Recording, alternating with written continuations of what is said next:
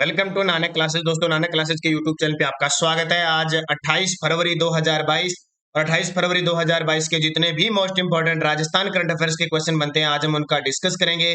पूरा वीडियो ध्यान से देखना और लास्ट में मैं आपसे क्वेश्चन पूछूंगा जिनके जवाब आपको कमेंट बॉक्स में देने। दोस्तों, वीडियो अच्छा लगे सारे विद्यार्थी ज्यादा से ज्यादा वीडियो को लाइक तो करना ही है और शेयर सारे विद्यार्थी करना। तो सभी विद्यार्थियों को गुड मॉर्निंग और आज की क्लास की सुविचार के साथ शुरुआत करने जा रहे हैं।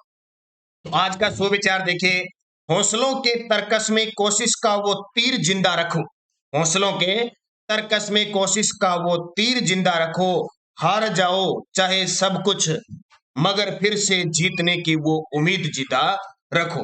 हार जाओ चाहे सब कुछ मगर फिर से जीतने की वो उम्मीद जिंदा रखो। तो इस सुविचार के साथ आज की क्लास शुरू करने जा रहे हैं। पहला क्वेश्चन देखिए, राज्यों के पुलिस थानों में राज्य के पुलिस थानों में मोबाइल जांच यूनिट स्थापित करने वाला देश का पहला राज्य बना है। जी बिल्कुल, बहुत इंपॉर्टेंट। राज्यों के अंदर जो पुलिस थाने हैं उन पुलिस थानों में मोबाइल जांच यूनिट स्थापित करने वाला देश का पहला राज्य अपना प्यारा राजस्थान बन चुका है। तो ये बहुत बड़ी बात है। क्या चीज है ये? तो आपको पता है राजस्थान में लगातार अपराध बढ़ रहे हैं। तो राजस्थान में बढ़ रहे अपराध को देखते हुए पुलिस मुख्यालय ने, जो अपना पुलिस मुख्यालय जयपुर ने, सभी जिलों के पुलिस थानों को घटना स्थल पर प्राथमिक जांच के लिए मोबाइल अनुसंधान यूनिट स्थापित करने वाला राजस्थान देश का पहला राज्य बन गया। यानी घटना स्थल पर ही प्राथमिक जांच वहीं हो जाए, उसका वहीं निपटारा हो जाए और दोषी का पता लग जाए, उसके लिए मोबाइल अनुसंधान यूनिट स्थापित करने वाला राजस्थान देश का पहला राज्य बन गया। प्रथम फेज में पुलिस मुख्यालय ने 10 करोड़ से 71 मोबाइल अनुसंधान यूनिट तैयार करवाई है। तो पुलिस मुख्यालय की बात करें तो राजस्थान के पुलिस महानिदेशक कौन है? तो पुलिस महानिदेशक है वो है ML लाठर। ML लाठर मतलब मोहनलाल लाठर, ये याद रखना है। और राजस्थान पुलिस के प्रथम महानिदेशक थे कौन? रघुनाथ कपूर बनर्जी, जिनका हाल ही में पिछले साल निधन हुआ था। तो वो भी चर्चा में है, तो ये भी याद रखना इंपॉर्टेंट है। तो राजस्थान पुलिस के द्वारा मोबाइल जांच यूनिट स्थापित की गई है और ऐसा करने वाला राजस्थान देश का पहला राज्य। तो इसको याद रखना इंपॉर्टेंट क्वेश्चन है परीक्षा की दृष्टि से। दूसरा क्वेश्चन देखिए, दुबई में वर्ल्ड पैरा तीरंदाजी चैंपियनशिप में श्याम सुंदर स्वामी ने रजत पदक जीता। इनका संबंध किस जिले से है? दुबई, आपको याद होगा दुबई का नाम आते हैं संयुक्त अरब अमीरात के अंदर दुबई है। और दुबई की जब चर्चा करें तो हाल ही में दुबई के अंदर एक राजस्थानी प्रवासियों का एक सम्मेलन हुआ था जिसमें दुबई के अंदर रूमा देवी को महाराणा अवार्ड दिया गया था। तो दुबई में वर्ल्ड पैरा तीरंदाजी चैंपियनशिप में श्याम सुंदर स्वामी ने रजत पदक जीता। इनका संबंध बीकानेर जिले से है। जी बिल्कुल, पैरा खिलाड़ी है, तीरंदाज के खिलाड़ी हैं और श्याम सुंदर स्वामी ने बीकानेर के अंदर बीकानेर के हैं। और अभी टोक्यो पैरा ओलंपिक जो हुआ था उसमें श्याम सुंदर स्वामी ने भाग लिया था लेकिन वो पदक नहीं जीत पाए थे। तो बीकानेर के पैरा तीरंदाज श्याम सुंदर स्वामी ने दुबई में वर्ल्ड पैरा तीरंदाजी चैंपियनशिप में रजत पदक जीता। तो इंपॉर्टेंट है आपके लिए क्वेश्चन। जब भी बीकानेर की बात आए तो राजस्थान का पहला ODF शहर जो घोषित हुआ था वो बीकानेर में हुआ था। और राजस्थान के अंदर बीकानेर में ऑक्सीजन मित्र जो योजना चली थी कोरोना के समय, उसकी सराहना खुद प्रधानमंत्री नरेंद्र मोदी जी के द्वारा की गई थी। तो उसको भी याद रखना। और बीकानेर की बात आए तो बीकानेर में ताजा एक सांचू पोस्ट है, जिसको हाल ही में सांचू पोस्ट पाकिस्तान सीमा पर उसको जल्द ही दर्शकों के लिए खोल दी जाएगी, वो तैयार हो रही है, वो याद रखना। और जब बीकानेर की अभी ताजा बात आए तो बीकानेर के गुड्डा में हाल ही में बजट के अंदर घोषणा हुई है कि लिग्नाइट कोयले आधारित थर्मल पावर लगाया जाएगा गुड्डा बीकानेर में। और पिछले बजट में घोषणा हुई थी, केंद्र सरकार के द्वारा ये घोषणा की थी कि प्लाना बीकानेर में मेगा फूड पार्क स्थापित किया जाएगा। प्लाना किसके लिए प्रसिद्ध है? ये पेपर में आता है, लिग्नाइट कोयले के लिए प्रसिद्ध है। सर्वश्रेष्ठ लिग्नाइट कोयला निकलता है इस प्लाना बीकानेर में। तो इतनी याद रखना है बातें, इंपॉर्टेंट है आपके लिए। अगला देखिए, राजस्थान की निकिता बंसल ने इंटरनेशनल विश्व प्रतियोगिता में कौन सा पदक जीता है? राजस्थान की निकिता बंसल ने इंटरनेशनल विश्व, ये वुशु प्रतियोगिता है, ठीक है, कौन सी वुशु प्रतियोगिता भी, ठीक है, थोड़ा सा इसमें चेंज करें, वुशु, विश्व नहीं है वुशु, तो वुशु प्रतियोगिता में कौन सा पदक जीता, वुशु है, ठीक है, ये विश्व नहीं है वुशु। राजस्थान की निकिता बंसल ने इंटरनेशनल वुशु प्रतियोगिता में कौन सा पदक जीता, तो स्वर्ण पदक जीता। तो राजस्थान की निकिता बंसल ने मास्को और कहां पे, रूस में आयोजित मास्को वुशु स्टार चैंपियनशिप में भारत का प्रतिनिधित्व करते हुए स्वर्ण पदक जीता। रूस का नाम आए तो हाल ही में बड़ा चर्चा में चल रहा है, रूस के जो राष्ट्रपति है वह व्लादिमीर पुतिन, और रूस के साथ साथ आपको नाम याद रखना है यूक्रेन। यूक्रेन पता है आपको, यूरोप की डलिया कहते हैं, रोटी की डलिया कहते हैं यूक्रेन को। और रूस लगातार 2014 में यूक्रेन के क्रीमिया पर इसने अधिकार किया था, लगातार यूक्रेन की राजधानी कीव, अब ये पेपर में कब भी आ सकता है, यूक्रेन की राजधानी कीव आ सकता है, क्यों, रूस ने इस पर कब्जा जमाने की कोशिश जारी है। तो निरंतर ये संघर्ष चल रहा है। अभी रूस के राष्ट्रपति याद रखना व्लादिमीर पुतिन, तो रूस और यूक्रेन के बीच विवाद चल रहा है, वही मास्को, और मास्को नदी है रूस के अंदर, और भारत में एक नदी है ब्रह्मपुत्र, इन दोनों के नाम पर एक मिसाइल का नाम रखा गया है ब्रह्मोस, पता है ना आपको, ब्रह्मोस। और ब्रह्मोस स्वदेश तकनीक पर आधारित भारत की ये मिसाइल है, और हाल ही में भारत ने इसको बेच भी दिया है, ये भी आपको पता है, पहली बार बेच भी दिया। किसको बेचा ये मुझे कमेंट करके बताना। और ये चीन के आसपास के क्षेत्रों में, दक्षिणी चीन सागर के आसपास के क्षेत्रों में एक देश है, उसका नाम आपको कमेंट करके बताना, मैंने बहुत बार आपको बता दिया। निकिता बंसल ने मास्को रूस में आयोजित मास्को वुशु स्टार चैंपियनशिप में भारत का नेतृत्व करते हुए स्वर्ण पदक जीता।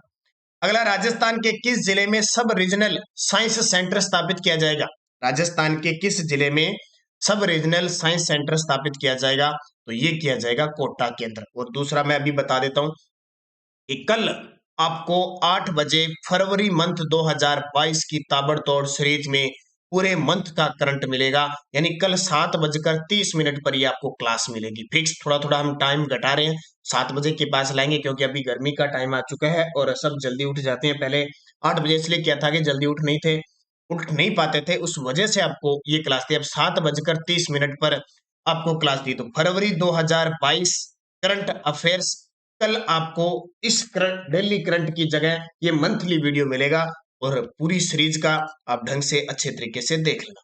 तो सब रीजनल साइंस सेंटर स्थापित होगा कोटा के अंदर, कहां पे, कोटा। तो देखिए कोटा में ऑक्सीजन पार्क या ऑक्सीजन पार्क में सब रीजनल साइंस सेंटर बनेगा।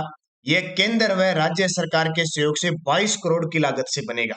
केंद्र व राज्य सरकार के सहयोग से 22 करोड़ की लागत बनेगा, और राज्य सरकार ने इसके लिए निःशुल्क भूमि भी आवंटित कर दी है। National counselling for museum Delhi की ओर से MOU होने के बाद 3 साल की अवधि में इसका निर्माण करवाया जाएगा। अब इससे फायदा क्या होगा, रीजनल साइंस सेंटर बनने से, इससे विद्यार्थियों में विज्ञान के प्रति जागरूकता बढ़ेगी, और खेल खेल में बच्चे विज्ञान की गहनता सीखेंगे। विद्यार्थियों में विज्ञान के प्रति जागरूकता बढ़ेगी, और खेल खेल में बच्चे विज्ञान की गहनता सीखेंगे। अब बात कोटा की आई है, तो कोटा के अंदर दिसंबर 2021 के अंदर अभेड़ा बायोलॉजिकल पार्क को खोल दिया गया, जो राजस्थान का सबसे बड़ा जैविक उद्यान है, और राजस्थान का चौथा है जिसे खोल दिया गया है। जब कोटा की बात आए तो यहाँ पूर्ण पासपोर्ट सेवा केंद्र की शुरुआत हो चुकी है, वो भी इंपॉर्टेंट है। आधुनिक तरीके का यहाँ पे एयरपोर्ट स्थापित होगा, ये भी चर्चा में है। और निजी क्षेत्र का बहुत बड़ा औद्योगिक कॉरिडोर स्थापित होगा, वो भी कोटा के अंदर। राजस्थान का प्रथम खुला विश्वविद्यालय, तकनीक विश्वविद्यालय भी कहाँ पे, कोटा में। शिक्षा नगरी, औद्योगिक नगरी कोटा को कहा जाता है। और कोटा संभाग राजस्थान में सर्वाधिक नदियों वाला और सर्वाधिक वर्षा वाला जो संभाग है वो कोटा संभाग है। इसके अलावा कोटा की जब भी बात आए तो आपको याद रखना, राजस्थान का सबसे बड़ा बांध चंबल नदी पर बनेगा। चंबल साहित्य घाट यहाँ स्थापित होगा, और कोटा और बारां इस क्षेत्र में फैला हुआ राजस्थान का तीसरा टाइगर रिजर्व मुकुंदरा हिल्स, जो 2013 में टाइगर रिजर्व बना, और 2012 में क्या बना था, राष्ट्रीय उद्यान बना था। तो ये सारी बातें आपके याद रखनी है। जब भी कोटा की बात आए तो चित्र शैलियों में याद आए, शिकार के दृश्य जब भी बात है, नारियों के को शिकार करते हुए दिखाया गया है, वो कोटा चित्र शैली से ही क्वेश्चन पूछा जाता है। कोटा दुर्ग के बारे में कर्नल जेम्स टोड ने कहा, इन्हें भारत में इतने कोटा दुर्ग के परकोटे के बारे में कहा कि मैंने इतना मजबूत किसी भी किले का परकोटा नहीं देखा। तो ये कोटा जिले की बात आती है। कोटा बहुत खास है अपने आप में। यहाँ से कोटा बूंदी से संबंध रखने वाले हमारे 17वीं लोकसभा के स्पीकर ओम बिरला जी का भी संबंध आ जाता है। तो इंपॉर्टेंट क्वेश्चन है, परीक्षा की दृष्टि से अच्छे तरीके से याद रखना। आज मैंने बूस्टर डोज नहीं दी, वैसे ही मैं आपको बता रहा हूं। काली सिंध झालावाड़, काली सिंध कहां पे है? झालावाड़ थर्मल पावर प्लांट में अल्ट्रा सुपर क्रिटिकल टेक्नोलॉजी आधारित तीसरी यूनिट स्थापित की जाएगी। इसकी उत्पादन क्षमता कितनी होगी? काली सिंध झालावाड़, यानी काली सिंध नदी है, झालावाड़ के अंदर बहती है। काली सिंध थर्मल पावर कहां पे है? झालावाड़ में अल्ट्रा सुपर क्रिटिकल टेक्नोलॉजी आधारित तीसरी यूनिट स्थापित की जाएगी। इसकी उत्पादन क्षमता कितनी होगी? 800 मेगावाट। ये अभी बजट में घोषणा हुई है, तो बजट के जितने भी क्वेश्चन बचते हैं हम सब उनकी चर्चा करेंगे। तो Kali Sindh Jhalawar thermal power plant का विस्तार करके अल्ट्रा सुपर क्रिटिकल टेक्नोलॉजी आधारित 800 मेगावाट की तीसरी यूनिट स्थापित की जाएगी। छबड़ा थर्मल, इसके अलावा बजट में क्या घोषणा हुई? देखो, छबड़ा थर्मल पावर प्लांट का विस्तार करके 660 और 660 हो रहा है मेगावाट की 2 unit ultra super critical technology आधारित यूनिट बनाने की घोषणा की गई है। तो ये एक, इसके अलावा आपको पता है कि एक पलाना बीकानेर के गुड्डा गुड्डा बीकानेर में लिग्नाइट कोयले आधारित भी एक संयंत्र स्थापित होगा। तो ये 3 मुख्य बजट के अंदर विद्युत के क्षेत्र में घोषणा की गई है। एक तो काली सिंध, तो सीधा ही पेपर में आ जाएगा, काली सिंध थर्मल पावर कहां पे है? झालावाड़ में तीसरी इकाई के लिए 800 मेगावाट यूनिट स्थापित की जाएगी। और छबड़ा, ये पेपर में बार बार आता है, ये छबड़ा कहां पे है? बारां जिले के अंदर छबड़ा थर्मल पावर प्लांट। वर्तमान में राजस्थान में उत्पादन क्षमता में देखें तो सबसे उत्पादन क्षमता, विद्युत उत्पादन क्षमता सबसे ज्यादा छबड़ा बारां की है। लेकिन विद्युत उत्पादित करने की बात करें तो वो सूरतगढ़ थर्मल पावर की है। अगला देखिए, स्टेट रोड सेफ्टी इंस्टीट्यूट की स्थापना किस जिले में की जाएगी? स्टेट रोड सेफ्टी इंस्टीट्यूट, ये भी बजट में घोषणा हुई है। कुछ क्वेश्चन मैंने नहीं आपको बजट में बताई, तो मैं अब लगातार आपको बता रहा हूं। बजट 2022-23 बजट का आपको अलग से वीडियो दे दिया। कृषि बजट का मैंने आपको अलग से वीडियो दे दिया। 6 मंथ का वीडियो दे दिया, और कल फरवरी मंथ का आपको वीडियो मिल जाएगा। तो स्टेट रोड सेफ्टी इंस्टीट्यूट की स्थापना किस जिले में की जाएगी? जालाना, जयपुर के अंदर। क्योंकि अभी मुख्यमंत्री अशोक गहलोत ने बजट में घोषणा की है कि सड़क सुरक्षा के लिए हम लगातार प्रयासरत है। और सड़क सुरक्षा के मामले में बात करें तो सरकार ने हाल ही में मुख्यमंत्री चिरंजीवी सड़क सुरक्षा स्वास्थ्य बीमा योजना भी शुरू किया है, जिसके तहत सड़क दुर्घटना होने पर यानी 5 लाख का स्वास्थ्य बीमा कवर दिया जाएगा। पिछले बजट में घोषणा की थी कि कोई सड़क पर घायल व्यक्ति को या सड़क दुर्घटना में हुए व्यक्ति को अगर तुरंत प्रभाव से हॉस्पिटल पहुंचाता है तो उसे सरकार प्रोत्साहन रूप में 5,000 रुपए की राशि देगी। ये घोषणा अब तीसरी सरकार ने एक तो ये योजना शुरू कर दी, मुख्यमंत्री चिरंजीवी सड़क सुरक्षा योजना। इसके अलावा एक और योजना का कुछ एनएच है, उनको सड़क सुरक्षा स्पेशल सड़क से सेफ्टी सड़क बनाई जाएगी जहां पे दुर्घटना न हो, उसके लिए पायलट प्रोजेक्ट के रूप में भी बजट में घोषणा हुई है। और एक है स्टेट रोड सेफ्टी इंस्टीट्यूट की स्थापना जालाना, जयपुर में। तो देखिए, बढ़ते सड़क हादसों में कमी लाने के लिए सरकार जालाना, जयपुर में स्टेट रोड सेफ्टी इंस्टीट्यूट की स्थापना करेगी। इंस्टीट्यूट खोलने के बाद स्थायी लाइसेंस लेने वाले लोगों को पहले रोड सेफ्टी पर ट्रेनिंग लेनी होगी। जो स्थायी लाइसेंस लेते हैं ना, उनको पहले रोड सेफ्टी जो जालाना में वहां पे ट्रेनिंग लेनी होगी। इसके अलावा याद रखना, राजस्थान पब्लिक ट्रांसपोर्ट अथॉरिटी का गठन किया जाएगा। इसके साथ साथ राजस्थान पब्लिक ट्रांसपोर्ट अथॉरिटी का गठन किया जाएगा। इसका गठन रोड सेफ्टी एक्ट के तहत किया जाएगा। तो ये बजट के क्वेश्चन है, आपके लिए इंपॉर्टेंट है। अब मुझे एक कमेंट करके बताना, अगर आप निरंतर क्लास ले रहे हो और अध्ययन कर रहे हो राजस्थान जीके का, जालाना और किसके लिए प्रसिद्ध है? जालाना और किसके लिए प्रसिद्ध है, फिर मैं कल आपको बताऊंगा। और बड़ा ही नॉर्मल सा प्रश्न है, पेपर में भी क्वेश्चन आता है, जालाना जयपुर और भी चर्चा में रहता है, किस वजह से? ये कमेंट मुझे करके बता। 7वां नंबर क्वेश्चन देखिए, राजा रामदेव पोदार स्कूल को रेजिडेंशियली स्कूल ऑफ एक्सीलेंस के रूप में विकसित किया जाएगा। यह किस जिले में है? राजा रामदेव पोदार स्कूल को रेजिडेंशियल स्कूल ऑफ एक्सीलेंस के रूप में विकसित किया जाएगा। यह किस जिले में है? तो इसका उत्तर आ जाएगा जयपुर के अंदर। कहां पे? जयपुर में है।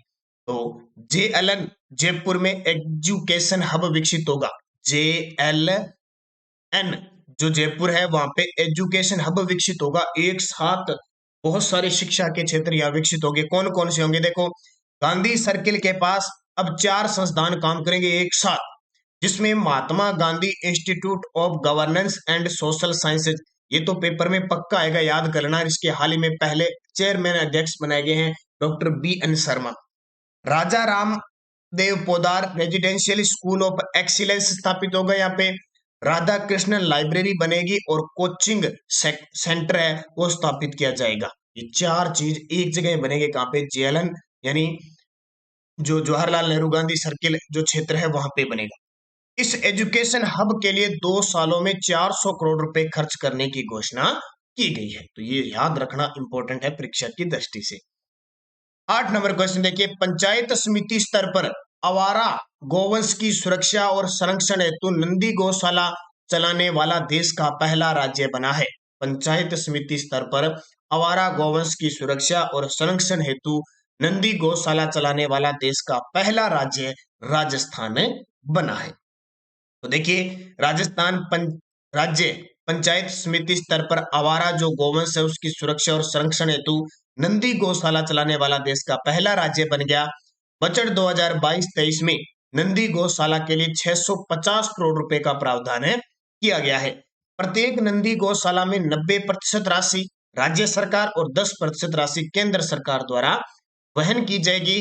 नंदी गौशाला चलाने के लिए आवश्यक शर्तों के अनुसार जो संस्था इसको बनाएगी उसको 20 वर्ष तक इसका संचालन भी करना जरूरी होगा। यानी कोई चलाएगा, ये राशि दी जाएगी तो इसमें 20 वर्ष तक इसका संचालन करना जरूरी होगा। तो राजस्थान के गोपालन मंत्री कौन है? श्री प्रमोद जैन भाई। तो ये बात याद रखना, जब पंचायत समिति की बात आए तो आपको याद रखना हमारे राजस्थान के अंदर पंचायती राज व्यवस्था 3 स्तरीय है।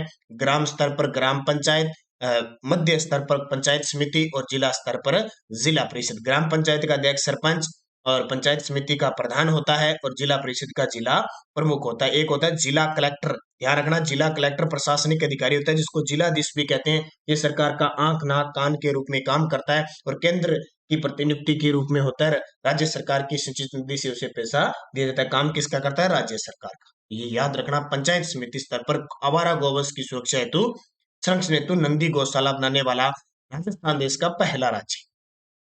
PDF हमारी टेलीग्राम पे आपको मिल जाती है, क्विज भी आपको प्राप्त हो जाती है। आप ज्वाइन कीजिए Nanak classes Rajasthan current affairs, video के डिस्क्रिप्शन में लिंक दिया हुआ है। अब पिछले वीडियो का क्वेश्चन था राजस्थान टूरिज्म ऐप का ब्रांड एम्बेसडर किसको बनाया गया? सारे विद्यार्थियों का सही जवाब था करिश्मा हाड़ा। अब देखिए, देवेंद्र जाजरिया राजस्थान राज्य निर्वाचन आयोग के ब्रांड एम्बेसडर है। अवनी लेकरा राजस्थान में बेटी बचाओ बेटी पढ़ाओ की ब्रांड एम्बेसडर है। और संदीप चौधरी राजस्थान में घर घर औषधि योजना के ब्रांड एम्बेसडर है। तो इनको याद रखना अच्छे तरीके से। अब क्वेश्चन फॉर यू जिसका जवाब आपको कमेंट बॉक्स में देना है। राजस्थान स्मार्ट सिटी योजना के तहत कितने शहर शामिल किए गए? इस क्वेश्चन को स्टार लगाना भी बहुत इंपॉर्टेंट है। केंद्र की तर्ज पर यहाँ पे स्टार्ट किया जाएगा। 2, 4, 6, 12 और उन जिलों के नाम भी आपको बताने और आपको भी याद रखने अच्छे तरीके से कि राजस्थान स्मार्ट सिटी योजना के तहत जो शहर शामिल है वो कौन कौन से। अब यस्टरडे डोज क्या थी? जलोढ़ मिट्टी का वैज्ञानिक नाम क्या है? एल्फिसोर्स। और ये लगभग पूर्वी राजस्थान के अंदर होती है। जल के द्वारा, नदियों के द्वारा बही गई मिट्टी जलोढ़ मिट्टी होती है। पांचना बांध किस जिले में है? तो करौली जिले में है। 5 नदियों के संगम पर है और अमेरिका के सहयोग से बनाया गया है। मिट्टी का बना बांध है। कोठारी नदी का उद्गम कहां से होता है? दिवेर की पहाड़ी राजसमंद से होता है और ये बनास नदी की सहायक नदी है। कोठारी नदी पर भीलवाड़ा में मेजा बांध भी बना हुआ है। राजस्थान पर्यटन विभाग की स्थापना कब हुई? तो 1956 में हुई। पर्यटन विभाग के वर्तमान जो चेयरमैन बनाए गए निदेशक वो आपको पता है धर्मेंद्र राठौड़ को बनाया गया है। और टिवारथा ने राजस्थान जलवायु को कितने भागों में बांटा है? तो 4। थारनवेट ले लो, टिवारथा ले लो और कोपेन ले लो, तीनों ने 4 प्रकार बताए हैं। और कल शाम 7 बजे की क्लास में मैंने राजस्थान की जलवायु का टॉपिक दे दिया, शायद सभी विद्यार्थियों ने वहां देख लिया होगा शानदार तरीके से। वो देखते रहना, शाम 7 बजे और 7:30 पर हमारी क्लासें आती है। जब आती है तो उनको देख लिया करो। अब नेक्स्ट डोज आपके लिए 70 डिग्री पूर्वी देशांतर किस जिले से गुजरती है? ये बहुत इंपॉर्टेंट फेमस है एग्जामिनर का क्वेश्चन।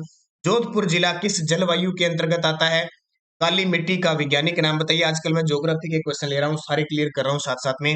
बनास नदी का उद्गम किस पहाड़ी से होता है और जामर कोटड़ा किस खनिज के लिए प्रसिद्ध है। तो सारे के सारे जवाब देने कमेंट करके। सारे विद्यार्थी वीडियो को लाइक करोगे, शेयर करोगे और कल आपको फरवरी मंथ के टॉप 101 क्वेश्चनों का वीडियो मिलने जा रहा है। उसकी पीडीएफ भी उसमें सारा प्रक्रिया दी हुई है कैसे आपको लेनी है, क्योंकि उसकी भी पीडीएफ हम तैयार कर रहे हैं प्रिंट, स्पेशल प्रिंट निकालने के लिए तथ्य के साथ, जैसे आपको जनवरी की दी थी। बाकी धन्यवाद। जय हिंद, जय भारत।